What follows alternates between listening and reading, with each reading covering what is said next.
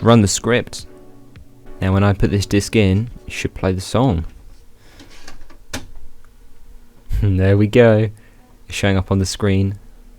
Give it a second. There we go. Let's let it run for a minute.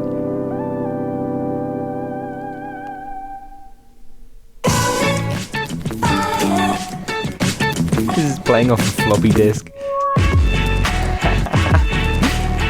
Let's see if we can.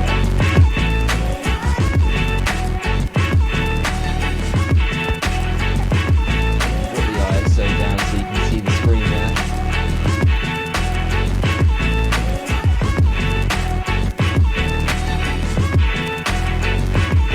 This is playing off a floppy disk right now, and when I take the disc out,